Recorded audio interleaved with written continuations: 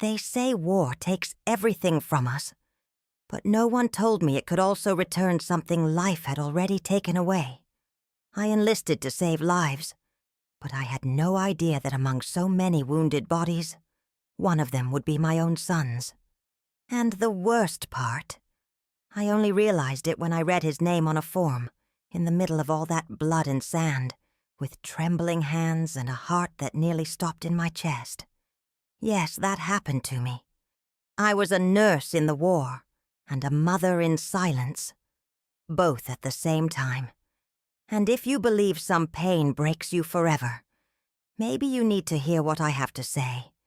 Because there's a kind of love that survives even when memory fades. And there's a kind of reunion that only happens when the world falls apart. What I lived through isn't in any history book, but it still beats inside me like it was yesterday. If you've ever lost someone you couldn't call your own, or carry questions no one's ever answered, stay with me. This story might touch places you forgot were still there, and maybe, after hearing it, you'll finally be able to name some of those quiet longings you've kept buried deep inside. My name is Beatrice Irene Collins. I'm 93 years old. These days I live alone in a wooden cabin in Maine, facing a sea that never goes quiet. The waves crash against the rocks like an old clock, reminding me that time, sometimes, circles back, even if it's just to press against the places that still ache. I was a nurse during World War II, sent to Normandy on D-Day. I saw the face of youth swallowed by fear. I heard screams that still echo in me when the wind hits hard in the middle of the night. I never told anyone about the form I found, about the name that brought me to my knees in the middle of the field hospital. But today I want you to know, because some war stories shouldn't die with us. If you've got a moment, get cozy. Throw a blanket over your legs. Make yourself a hot cup of tea. I'm in no rush to tell it, but I need someone to listen with an open heart. Maybe while hearing my story, you'll remember someone who got left behind too. And if this story stirs something in you, like it did in me, feel free to like it, share it, or even subscribe. There's more silence inside me than words can say. And maybe, together, we can finally name some of these old wounds. Sometimes I think the sea knows who I am. Not because of my slow steps on the sand or this old knitted hat I've worn since I moved here, but because of the way it crashes against the rocks, like it's trying to remind me everything's still there. Every tear, every muffled scream, every name scribbled on a blood-stained form, folded in the middle of chaos. That sound so many find beautiful. To me, it's just the noise of everything that was never said. I've lived alone in this cabin since George passed. He was my husband, yes, but he was more than that. He was the first man to look me in the eyes after the war and not see a broken nurse. He saw someone trying to put herself back together, even without knowing where to start. Since he left 6 winters ago, it's just been me, the seagulls, the wind, and this ocean. And still, the thing that visits me most is silence. Not just any silence, my dear. The kind that weighs on your shoulders when you remember something you never had the courage to say out loud. The same silence I felt in the field tents when a soldier's scream suddenly stopped, and everyone just froze, like the whole world was holding its breath in respect. A war silence, the kind that still lives in me today. I wasn't born to tell war stories.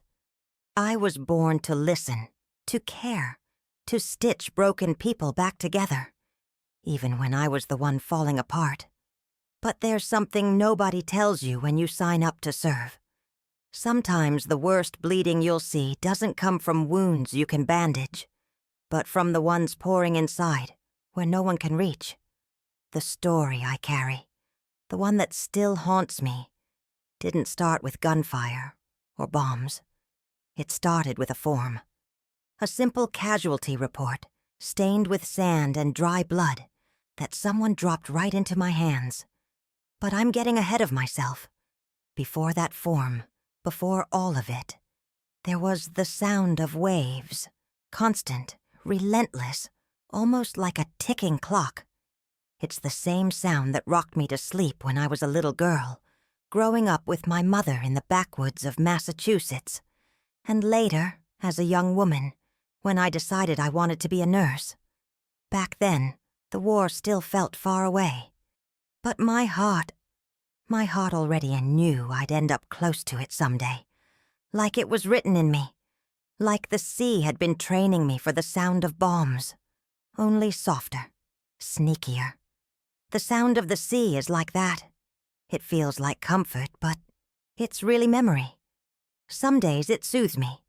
Others it cuts deep.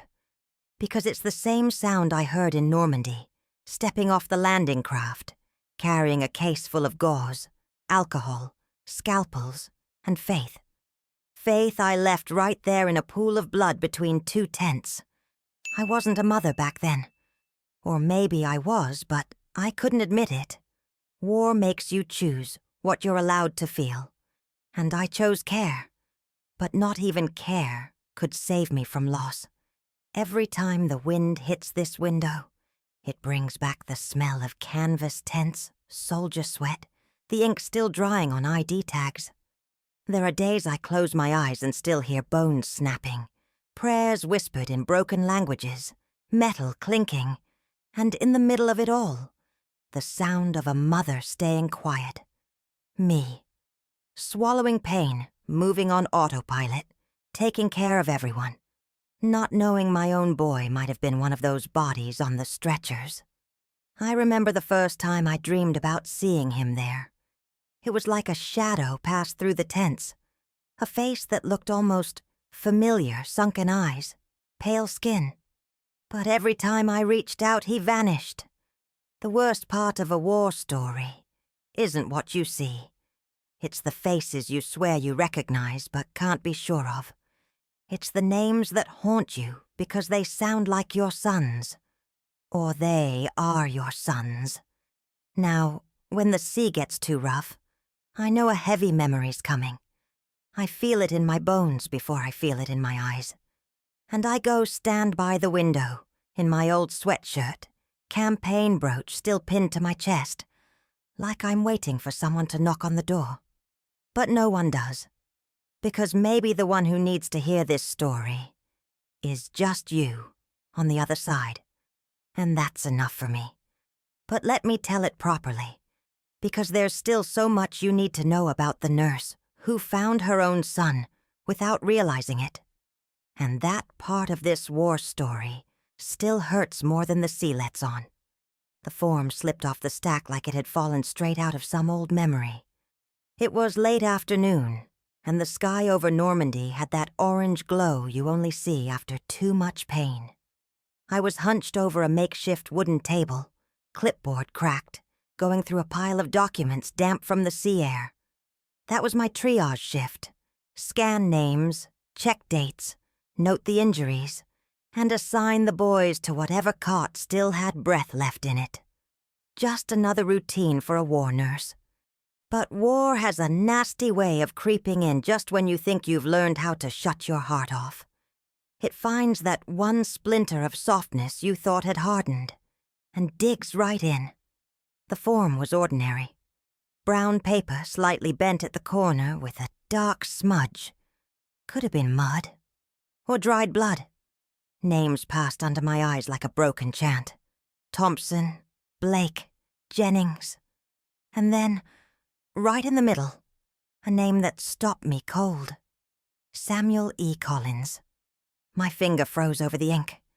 My breath caught in my chest, and for a second, all the noise in the ward, the groans, the morphine pleas, the clatter of metal tools, it all just vanished. Like the whole universe leaned in to hear my heart skip. Samuel. It was a common enough name not to raise alarm. But to me, it was everything. It was mine. It was the name I whispered every night before sleep, even after I'd given him up to an adoptive family. back when war was still just a rumor. I was too young when I had Samuel. So young the world convinced me I couldn't be a mother and a nurse at the same time. And I believed it. The war came later, but the abandonment came first. The form didn't say much, just that he'd been seen by a mobile unit, had multiple wounds, and needed observation. There was a date, a platoon number, and a scribbled C in the bottom corner. That letter stared up at me like an accusation. Collins. How didn't you see it sooner? The first thing that hit me was denial. How many Collins were out there? It was just a name. Just a surname. And even if it was him, if fate had been cruel enough to bring my Samuel here, what would he be doing in Europe? He was only 22 then, sure, but he didn't know me. He'd grown up with another name, another story, another lap to fall asleep in. And that was the part that tore me open. That he could be here, bleeding out somewhere on this battlefield. And I could be too.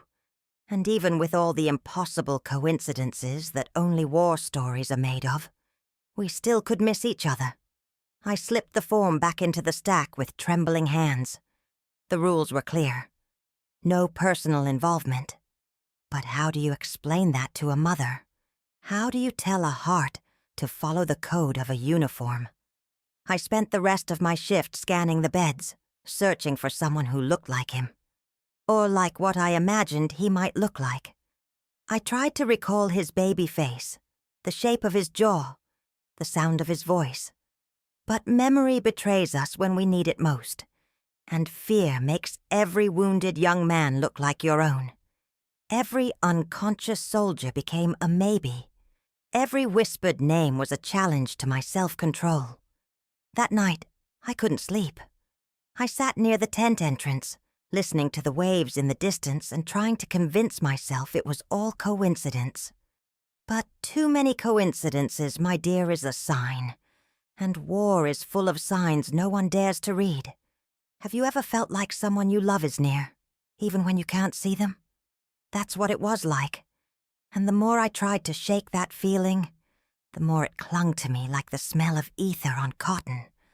I was a nurse, yes, but I was a mother first.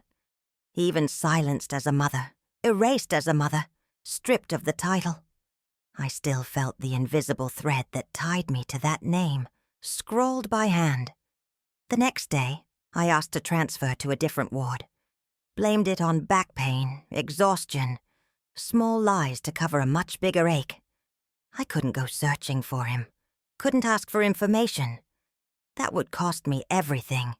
My post, my respect, what little sanity I had left. But it didn't stop me from watching. And every time a new file came in, I scanned it for brown eyes, a scar on the chin, approximate height, a northeast accent. Nothing. On the outside, I kept working. I stitched wounds, changed bandages, washed the blood off other mothers' sons. But inside, I was falling apart. So I started writing. Not letters, just scraps. Pieces of me. I scribbled his name on loose pages, drew maps, jotted down old memories. It was how I kept the hope alive that I might still see him, touch him. Say, even with just my eyes, I never stopped being your mother. But war, my love, war has its own timing. And sometimes it delivers what you fear most, so softly. You almost thank it for letting you breathe. I didn't know if that Samuel from the form was mine, but I knew the name was there for a reason. And from that moment on, nothing would ever be the same. The form went back to the pile, but his name stayed lodged in me, like a paper splinter, like a question with no answer. And I didn't know it yet. But what came next would make me wish I'd never learned how to read. I wrote to him every single month. Even after I signed the papers, even after I handed that disassembled crib to the neighbor next door, even when they told me it was time to move on. whatever that meant to a 19-year-old girl in a wrinkled cotton uniform, with hands that still smelled faintly of baby powder. I always wrote on the same kind of paper, folded in thirds, with a worn-down pencil I kept hidden in my diary. The letters had no address, no stamp, no reply, but they carried everything I couldn't say out loud. Samuel, the sky turned gray today and reminded me of your eyes. Samuel, your cry still lives deep inside my ears. Samuel, I never truly left. Maybe that's why seeing his name on that form hit me like a bullet. One of those that doesn't break the skin, but tears you up from the inside.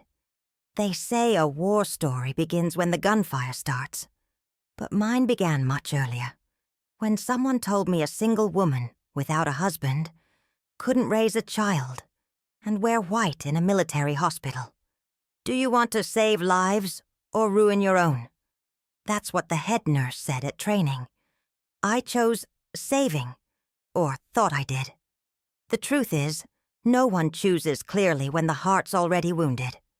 And mine was born patched up, no father around, no hug that ever lasted. So when I had Samuel, my first instinct was fear. And the second was a love so big it scared me. A love that made me think maybe he deserved more than a mother full of fear. That maybe, in another home, he'd have more space to grow, more silence to sleep. What I didn't know was that the loudest silence would be mine. His absence felt like someone had taken one of my organs and given it to a stranger. And still, I smiled while helping other babies come into the world at the town hospital, pretending I was whole, pretending nurses don't feel, pretending the war happening inside me didn't have a name. Years later, when I was deployed, I had already stopped writing those letters. Or better said, I had learned how to hide them better.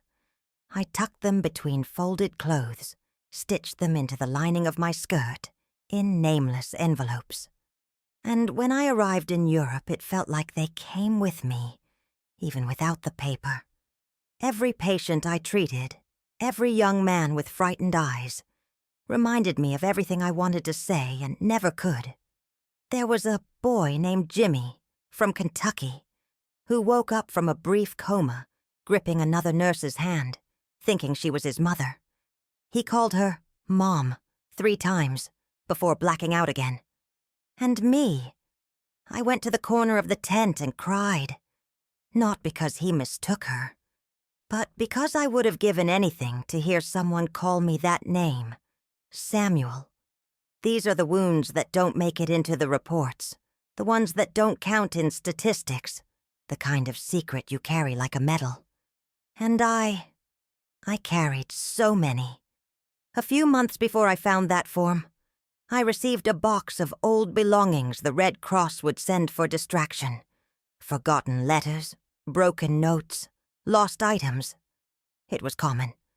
Dead or missing soldiers left behind bits and pieces, and we rarely knew who to return them to.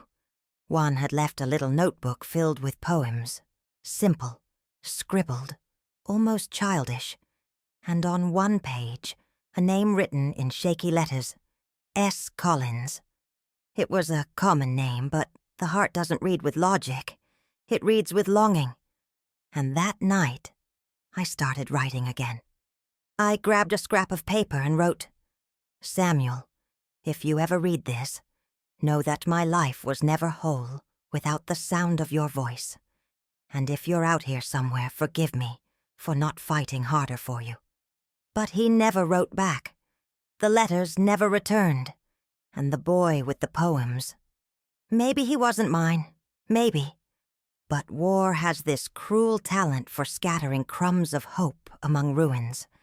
And we keep going, picking them up, like someone searching for food in the cold.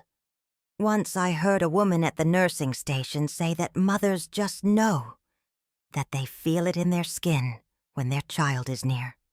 For a long time I didn't believe that. Not until the day of the form. Because what I felt was like a glass blade sliding beneath my skin. Silent, but sharp. What I had now was doubt. And doubt, my dear, is what ages the soul the most. Not knowing if he was alive, if that Samuel was mine, if one day I'd treat him without even knowing. Or worse, if he'd already passed through my hands and I missed him. You know what's the cruelest thing about a war story like this? It's not the bullets, not the deaths. It's what's left behind. The echo of questions no one ever answered. And in my case, it's the silence of a son who maybe never recognized me, but who still lives in me, as if he were lying in my arms every single night. The letter I wish I could write now, it would be simple. It would say, I was there. I saw your name. And even if I never knew for sure it was you, I cried as if it was.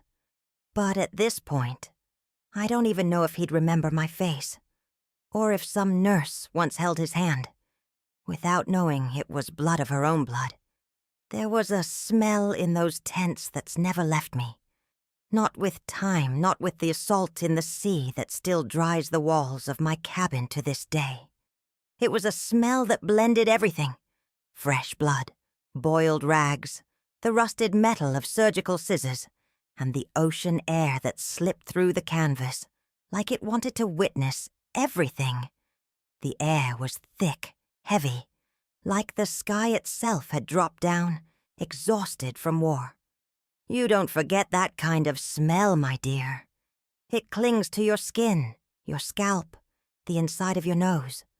We breathed with effort, not because there wasn't enough air, but because the air hurt. It was the same air that wounded soldiers exhaled in crooked sighs, sometimes their last. And it was also the air I shared with the shadow of my son, still unsure whether he was somewhere nearby, alive, gone, or watching me in silence. The war story I lived through isn't one you tell with medals on your chest or flags in the wind. Mine is made of details no one notices. The thread of a needle slipping between fingers, the sheets you try to keep clean, knowing they'll be bloodied again in minutes. The clink of metal dropped in the disinfection bucket, the hand that trembles before pressing gauze to skin, the whisper of a boy asking for his mother, and the silence that follows when she's not there. The floor was mud, a mix of packed dirt, dried blood, and the urine of men who couldn't hold it anymore. Boots sank with a wet snap that sounded like a groan. And even so, I kept going. Not because I was strong, but because being a nurse in war meant learning to walk over screams, to stitch hope into raw flesh, and not let your own tears fall where anyone could see. Sometimes the soldiers called me Mama. Others wouldn't even meet my eyes. But in all of them, I saw the same lost look, like they'd seen more than they could carry. And me? I saw more than I could carry, too. Not in the bodies, but in the papers. In those triage forms where, no matter how hard I tried not to, I kept looking. For the name. That name. Sometimes I thought my nose was making up the smell of him. A scent I don't even really remember. Maybe it was baby powder mixed with warm milk. Or maybe it was just longing. Longing that one of those boys might be mine. And that's the cruelest part. How do you look into someone's eyes and hope they're your son, when it means they're wounded, broken, dying? One morning, a breeze came through the side of the tent and carried off the smell of ether. For a second, I smelled the ocean, the same sea from my childhood, the same one I hear today. But right there, among stretches and muffled groans, that scent reminded me there was a world beyond the pain. And that broke me, because in war, remembering life felt like betraying the dead. I remember a boy, maybe 20, who grabbed my hand so tight, my fingers turned purple. He was burning up with fever, delirious, and he kept saying a woman's name. My name, my nickname. But he wasn't talking to me. He was calling someone left behind, in a home that maybe didn't even exist anymore. And even so, in that moment, I let him. I let him think I was who he needed me to be. Because sometimes, in war, love hides inside care. That mix of metal, sea breeze, and open flesh followed me even to sleep. We had makeshift quarters next to the field hospital. Nothing more than thin mattresses on crates, sheets that never dried properly, and pillows that knew more of our secrets than any priest. And still, when I lay down, that smell came with me. Because war doesn't end when your shift ends. It walks in with you. It lives in you. I used to hide a hand-stitched cloth between my breasts. Sewn into it, in blue thread, was the name Samuel. It was all I had left from the layette I never gave him. And every night, between breaths, I'd bring that cloth to my face, trying to pull from it some scent, some memory. But all that came was the smell of now. Damp canvas, rust, pain. And I cried in silence. Because that's how war nurses learn to survive, by crying inward. One day a fellow nurse told me I should take a break, said I looked pale. She didn't know it wasn't the long shifts killing me, but the absence of a single truth, knowing if he was out there, if he was still alive, if one of the men I treated might be my son, and I wouldn't know until it was too late. That smell. Oh, my child. It's still with me. Some days the wind here in Maine tricks me, and I swear I feel it all over again. Like the tent is pitched just outside my cabin. Like I'm still there, eyes hollow, hands stained with blood, and a name stuck in my throat. And when that happens, I sit in the chair by the fireplace, close my eyes, and listen, because before we see, we feel. And in that scent of war, there's still a thread of him, of my boy, of my secret, the one who may have slept beside me. And I didn't know how to recognize. In war, you learn to recognize people by their hands, not by their face, which is often dirty, swollen, unrecognizable. Not by their voice, which sometimes disappears in the fever or the screams, but by their hands. Ah, hands. They say so much when they're still, hardened by pain, or soft, almost childlike, as if trying to hold on to some memory already slipping away. I remember exactly what it was like to wash the soldiers' hands. We did it before any procedure, not just for hygiene, but for humanity. It was a small gesture, almost mundane. But between basins of warm water, chunks of gray soap, and damp cloths, there was a kind of reunion with dignity. It was like saying, "You're still someone. You still deserve to be touched gently." And it was during one of those washings that I felt a chill that stayed with me ever since. The hand was tan, with faint scars across the back, maybe from childhood. The nails were dirty, like all the others, and the fingers trembled slightly. Nothing unusual. But when I turned the palm, I saw a mark, a mole, small, round, on the left side, near the base of the thumb. My heart stopped. Samuel was born with one just like it. I remembered it with the clarity of someone holding the whole world in a mental photograph. The first time I noticed it was on the second day I held him in my arms, still at the hospital, and I remember thinking God leaves these tiny markings on our children so we never confuse them.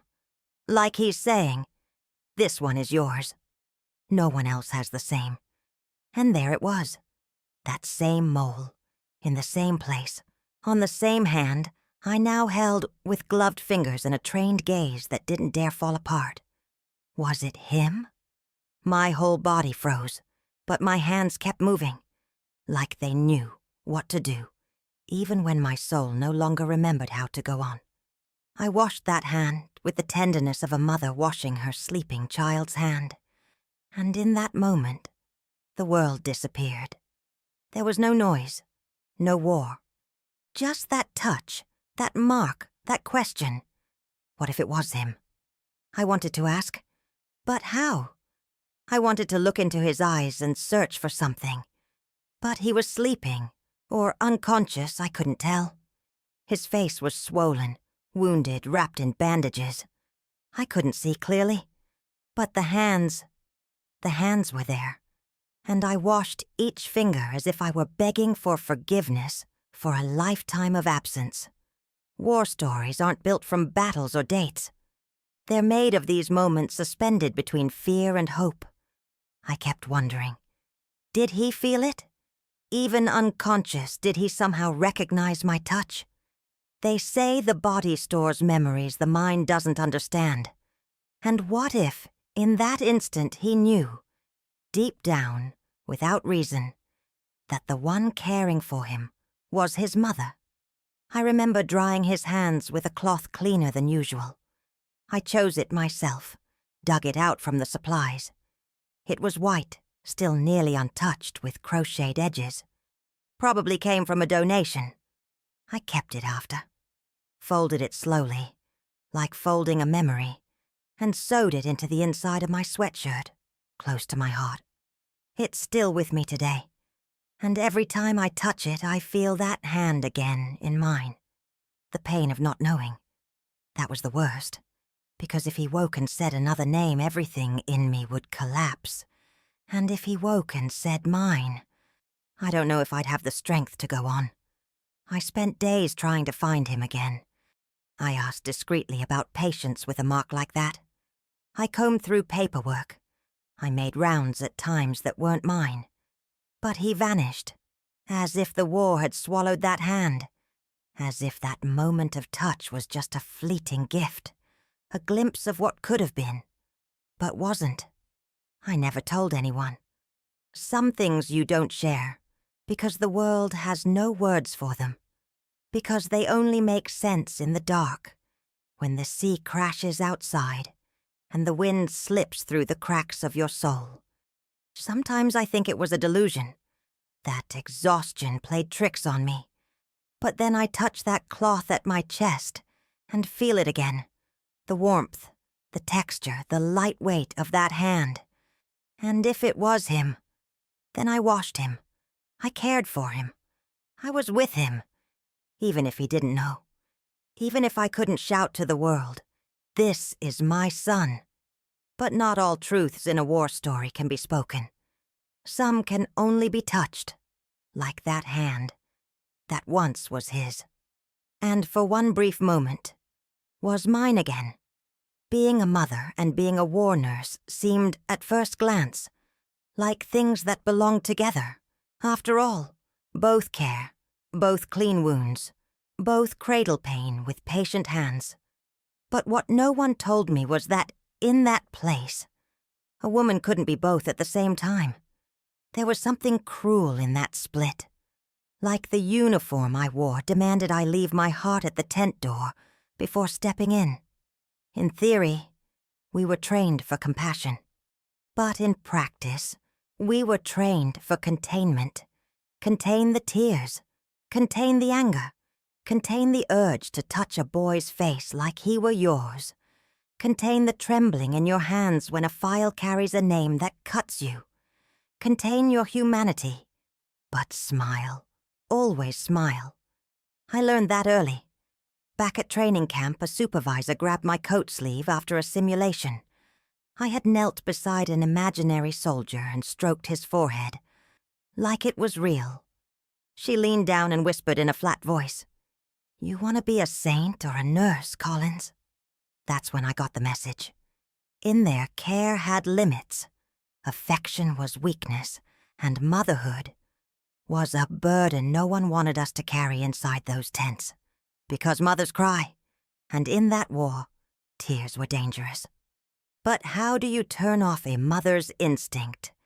How do you not hear, in the chaos of the ward, the exact tone of a voice that sounds like your child crying? How do you stay standing when someone calls out, "Mama," with wide eyes full of pain, not knowing that just a few feet away, the woman who could have answered is kneeling, heart torn in two? I became a specialist in containment.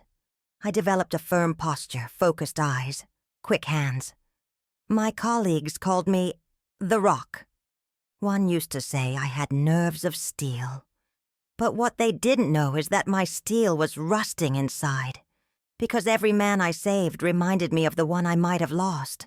Every body I touched was a silent attempt to repair the abandonment. Yes, abandonment. I don't hide from that word. I left Samuel. Not out of disregard, but out of desperation. And maybe that's harder to explain, because desperation doesn't follow logic. It hits like a hurricane, and when it passes, it leaves you with dry eyes and empty arms. So when I found myself in a real war, surrounded by other women's sons, my instincts screamed.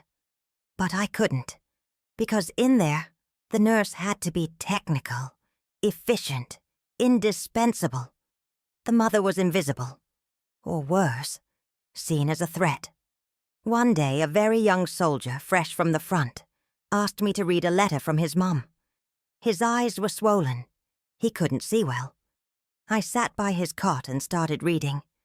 My voice cracked by the third line. It was a simple letter, full of misspelled words but soaked in love.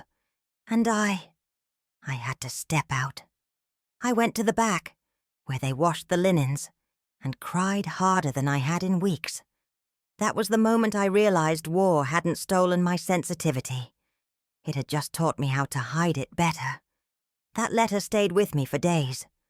Not the paper itself, of course, but the memory. I rewrote it in my head every night, replacing the boy's name with my son's. It was like I was finally writing the letter I never sent, and it tore me apart, because more than wanting Samuel to be safe somewhere in the world, I wanted him to be there, with me, so I could care for him, tell him I never forgot, that he was always mine, even when they told me I wasn't allowed to be his mother. Do you know what it's like to carry a secret inside your chest for too long? It starts to take shape, it gains weight, smell, shadow. And mine looked like a tan hand, with a tiny mole on the thumb, with deep-set eyes that may never have seen me. I walked through those tents as a divided woman. The nurse, efficient, present, respected. And the mother, curled up inside, quiet, waiting for a sign that never came. People ask how we managed to stay sane in all that chaos. The truth is, we didn't. We just rearranged the pain. We gave clinical names to things that were really grief. We called fatigue what was mourning. We called burnout what was absence. But the soul knows. The soul remembers.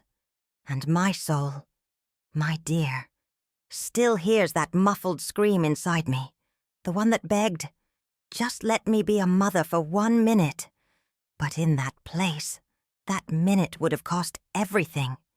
So I kept quiet, like a shadow among wounds and linens, with the secret growing in me like an unanswered echo. The tent was wrapped in shadows when I saw him open his eyes. It was late afternoon, and the sun had that strange golden hue, the kind that only appears after a distant bombing, when the sky looks confused between light and smoke. We called it the quiet hour, because even the groans of the wounded seemed to slow down. It was the moment when pain gave way to numbness, and it was during that nameless pause that he woke up. The boy with the mole, the same hand I had washed days before, with the tenderness of someone trying to undo a lifetime of absence. The same body I'd been watching without drawing suspicion, keeping the distance hierarchy demanded, but never letting him out of my sight. His bandages had been swapped for light gauze. The bruises on his face were fading, and when his eyes opened, it was like 2 forgotten windows suddenly flung open in the middle of my soul. I trembled all over. On the form, he was just a number, a string of initials, a wound to be treated. But to me, he was the question I'd carried for 22 years, an absence that echoed through the halls of my memory like shadows on a cloudy day. And now, there he was, breathing, looking around, searching for something I didn't know if it was help or history. I walked toward him slowly. His head tilted slightly. His eyes tried to focus. I saw the effort. He blinked like someone waking from a very old dream. And then, for one moment that felt like forever, he looked at me, directly, deeply, and didn't recognize me. There was no shock, no surprise, just a faint flicker in his eyes like a polite thank you to a stranger. And that, my dear, that destroyed me. I had rehearsed that moment so many times in my mind. I imagined that if he ever saw me, he'd feel something, a vibration, a shiver, that maybe his body would remember me, even if his mind didn't. A tremble, a word, a hoarse, "Mama." But no, what I got was a polite silence, an empty look, a kind nothing. Smiling nearly tore me in half, but I did it. I smiled. I repeated the gesture I'd given countless soldiers, leaned in slightly, touched his shoulder gently, and whispered, "You're safe. We're going to take care of you." It was the line we learned on the first day of nurse training, and it never felt so hollow coming out of my mouth, because the one who needed care in that moment was me. He turned his face and closed his eyes again. I returned to my station like someone leaving a funeral. On the outside, I organized bottles, cleaned instruments, answered calls. Inside, I walked through ruins. My knees ached from holding the weight of shattered hope. That night, the cold felt sharper. The smell of iodine made me sick. The lantern light trembled in my hand. And when I entered the tent for final rounds, I passed by him again. He was sleeping, or pretending. I don't know. But in the dark, I came close, like someone seeking a goodbye. I just wanted to touch him one more time, feel the warmth of my son, or at least confirm that warmth wasn't just something I'd invented out of longing. I touched his forehead, and in that touch, I gave him everything I'd never been allowed to. Lullabies, stories, birthdays, advice. I apologized in silence, promised love in silence, and most of all, I prayed that wherever he went after the war, he would find peace. A single tear slid from the corner of his eye. Was it a reflex? A dream? A fever? Or was it memory? I'll never know. But in that tear I chose to believe he felt something, even if just the faintest trace of what I'd carried. Even if only a nameless memory. I needed that. Because in a war story, sometimes what keeps us alive aren't truths, but the comforts we piece together from thin hope. The next day he was transferred. The file disappeared. His name vanished from the records like so many others swallowed by the chaos. I searched, dug through papers, asked around in careful whispers. Nothing. It was like he had been torn from my life twice. But I was there. I saw him. I touched him. I saw him wake up. And he didn't recognize me. Still, in that instant, I was a mother, even if only I knew it. Even if to him I was just another nurse with clean hands and tired eyes. They say every woman who survives war carries with her a small altar of things she can't explain. I carried two, one embroidered with the name of a son I hadn't spoken aloud in 20 years, and a medal. It wasn't mine, and I wasn't the one who gave it, but it reached me the way some pain does, without warning, without ceremony, and with no possibility of return. It was a simple honor medal, the kind given out in field campaigns. Not gold, no speech. But on the back there was an engraving that froze me in place. S.E. Collins, Valor and Courage. I received it inside a plain brown envelope almost a month after that boy, the one with the mole, had been transferred. No note, no clear sender, just a brief notice. found among the belongings of a deceased soldier returned to base by Mobile Infirmary, 14C.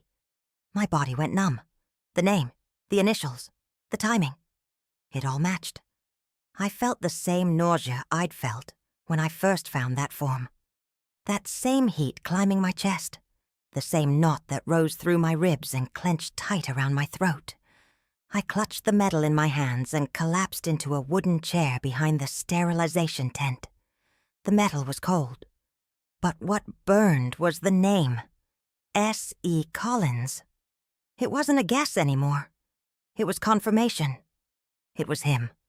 And he was gone. I'll never know how he died. I'll never know if he suffered, if he looked for me, if he suspected.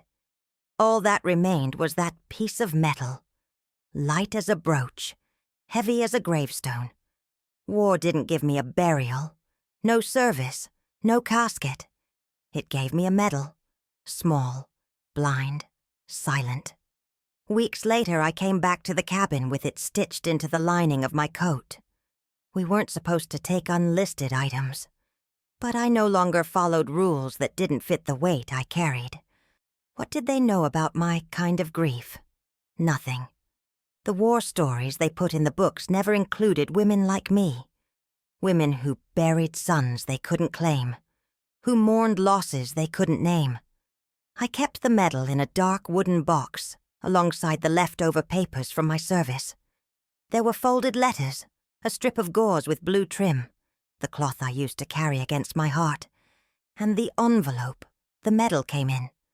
I stored it all like someone tucks away a broken heart in a drawer, and every time the ache returned, I'd open that box.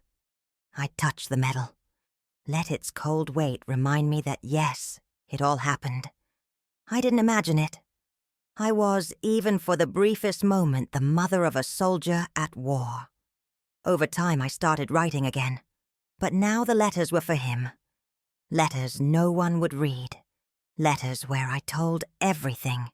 The fear, the silence, the guilt, the love. And one of them always ended the same way. Forgive me, my son. I was there. You just didn't know.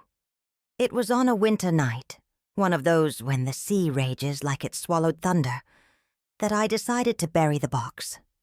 I stepped outside with it in my arms, wearing my thick coat and knitted hat, and walked to a quiet spot on my land, a place where twisted pine trees grow, where the ground is blanketed in dead leaves. I dug with my bare hands, not because I lacked tools, but because I needed to feel the earth under my nails, the cold in my skin, the ache in the work. I buried everything there. The box, the medal, the cloth, the grief. I covered it gently, whispered a prayer, then sat for hours, staring at that small mound of disturbed earth like it was the grave of something that never quite got to live, but had always existed. Since that day, I've never spoken of him again. Until now, because keeping that secret was, for a long time, the only way I knew to protect him. But silence is heavy. And what we bury inside ourselves sometimes grows roots. It breaks ribs, presses lungs, scrapes the heart from within. The medal was just a symbol, I know. But what it stood for was everything I had left of the only chance I ever got to hold my son, and lose him twice. Do you understand, my child? Yes, I was a nurse in the war, but I was also a woman in pieces, a mother in silence, a tomb for a name I was never allowed to say out loud. And what haunts me most isn't the medal, it's the doubt, the not knowing if he knew. If deep down, he left this world carrying the feeling that he had been loved, even if he never heard it from my lips, that he was mine. It was on a gray spring morning, the kind of morning when the sky feels tired and the sea has no urgency to return. The wind blew from the north, carrying the scent of salt, pine, and memory. I wore my old rubber shoes, a scarf tied around my neck, and the thick sweatshirt with the military pin still fastened to my chest. as if time hadn't passed since the last time I stepped into a field hospital. I made my way down the rocky path, with difficulty, as always. My knees aren't what they used to be. But that day, something was pulling me. It wasn't longing, it was need. A strange pull, like an invisible hand pushing me gently, saying, "Go, it's time." I reached the shoreline and the sea was wild. The waves came heavy, not with rage, but with sorrow. The tide carved trails in the wet sand like veins of a giant body. And there, in front of that vast and familiar scene, I took off my gloves and knelt. For a long time I was afraid of the sand, afraid it would take away the little I had left of him. Because sand does that, doesn't it? It carries, erases, blurs everything. But that day, I understood it can also do the opposite. Sand can hold. It can protect a name that was never spoken aloud. It can become an altar for a war story no one ever heard, but that still pulses inside an old woman with trembling hands. I picked up a thin stick that had fallen near the seaweed, and I wrote slowly. Samuel. 7 letters. Each one felt like it weighed a decade, and even so the writing was light. It flowed, as if my hand had finally remembered how to write my son's name without fear, without guilt, without a uniform. I sat there watching. For a few seconds the world seemed to bow its head in respect. No seagulls cried, no waves crashed too hard. It was as if even the sea, the same sea that had always brought me pain, understood that name deserved peace. And then it came. The sea. It reached forward with a higher wave, touched my knee, kissed the tips of my fingers, and carried the name away. I cried, but not like before, not the stifled sobs of a war nurse who kept a secret for decades. It was the calm weeping of a mother who, for the first time, allowed herself to exist, who no longer had to hide or deny. Because there, on that forgotten beach in Maine, I wrote my love, and the sea took it. But what remained stayed inside me. That night I made chamomile tea, sat by the fire, and opened my old notebook, the one where I scribble words no one ever reads. I wrote just one line. Today I was a whole mother for 5 minutes. And that was enough. Sometimes I wonder if he's still alive, maybe living in a big city, maybe with children, maybe still using the same name. Or maybe he changed everything to forget. It doesn't matter anymore, because in that moment by the sea, it didn't matter if he knew. What mattered was that I knew, that I loved, that I was there, that I touched. Rewriting his name in the sand was more than a gesture. It was an offering, an apology, a quiet, I see you, even if too late. And now, when the sea crashes against the rocks outside my window, and I close my eyes to sleep, I hear his name in the waves. Samuel, Samuel, Samuel, not shouted, not wept, whispered, the way only a mother can. After I came back from the war, I never looked at a medical chart the same way again. Even retired far from hospitals without a white coat or a clipboard in hand, I still carry that reflex inside me, reading the name, the details, the injury. Sometimes it happens at the grocery store, in a piece of mail, on someone's signature.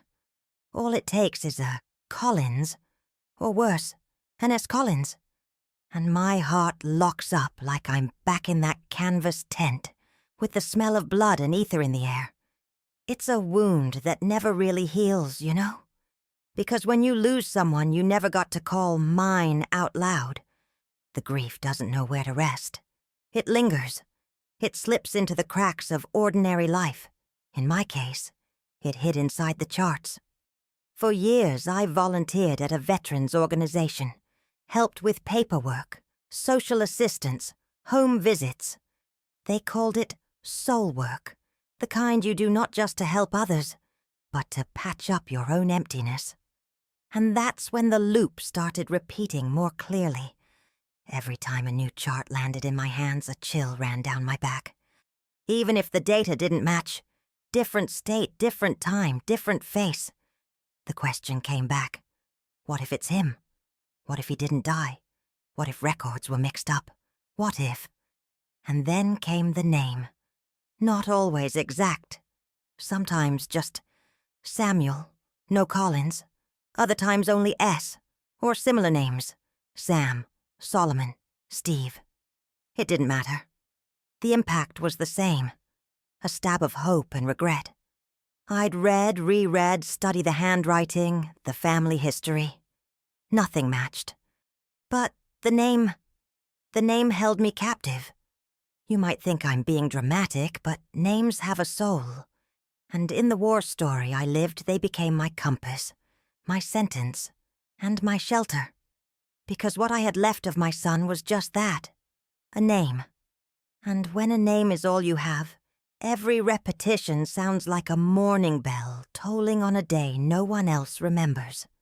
Once in 1979, I helped a man in Portland named Samuel Collins. I nearly fainted. He was the right age, same skin tone, same voice. But it wasn't him. He was a biology teacher, never served in the military. And when he saw me trembling, clutching that chart like it was about to explode, he asked if I was okay. I smiled a hollow smile and said, "Just a name. Just a hard name to forget." He didn't understand, and he didn't have to. The other day, I saw an obituary in the local paper with that name.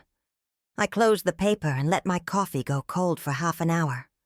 Because even now, at 93, his name still finds me in places no one else notices. It's like the war keeps leaving me clues. Or maybe it's just my heart refusing to believe that story ended in a canvas tent with an empty stare and a funeral-less medal. And so I keep writing. Not letters, but names. I write Samuel in the steam on the bathroom mirror when the water gets too hot. I write it in the sand. I write it in the notebook by my bed.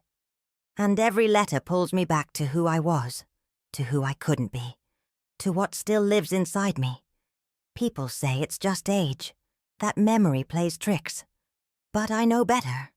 It's the echo of a bond that was never named aloud. Sometimes when I'm sorting through my old files, I find faceless charts, military records I saved, names I jotted down, little scribbles of mine. And without realizing it, the same pattern shows up. I always circle back to that name, to that initial, to that silence. And I've come to understand that his name became part of every name. Not because Samuel is hidden in every chart I see, but because for me, every young man carrying pain in his body and fear in his eyes was a little bit him. Being a nurse in the war taught me that caring for someone means losing a piece of yourself. But being a mother in silence, taught me that losing a child you were never allowed to claim means spending the rest of your life looking for him in the face of every stranger. And so we are even now, when I see the name Collins on a chart, I close my eyes, not out of pain, but out of gratitude, because even though he's gone, his name never stopped coming back to me. Some stories don't end with periods. They end with ellipses stitched into silence. Mine doesn't close with a hug or a movie-style reunion. There's no faded photo with names on the back, no letter rediscovered in the bottom of a drawer. What I have is the sound of the sea, the echo of a name whispered night after night, the silence of a war nurse who washed hands caked in mud and hope, never knowing that one of them might have belonged to the son she lost and never touched again. For a long time I thought keeping this secret was my duty, that the pain protected me, that silence preserved me. But over the years I realized silence also makes us sick, and that some pain, if kept to yourself, builds walls too high to climb alone. That's why I'm here speaking to you. Because maybe you have names you chose to forget, memories you buried out of shame or fear. Maybe you, too, once washed the hands of someone who never came back. Maybe you know what it's like to watch your love pass by under another name, another face, another story. If you do, then you understand. You understand why the sound of the ocean was never just waves again. Why a folded chart can feel more dangerous than a grenade. Why writing a name in the sand might be the deepest act of silent motherhood someone's ever done. My son died not knowing I was the one who cared for him, and I lived the rest of my life knowing it. I don't carry regret, I carry memory. And that's what I want to leave with you. If you made it this far, listening to this war story, without visible trenches, but with wounds that are still open today, thank you, truly. Because sometimes, all an old woman needs is someone to listen without hurry, without judgment. Someone to understand that not all mothers said the word out loud, but all of them loved hard enough to cross oceans. And silence, that was my story. A story of quiet sorrow, of nameless love, of care without witnesses. And if it touched something in you, I ask gently, leave a comment. Tell me I wasn't the only one who felt this. Share it if you want other mothers, daughters, and women to find comfort too. And if you're not part of our little corner here yet, subscribe. Sometimes what saves us is belonging to something bigger, a place where old secrets can finally breathe. Thank you for staying with me until the end. Now, I can sleep, and the sea, outside, keeps whispering his name, as if promising never to let him be lost again.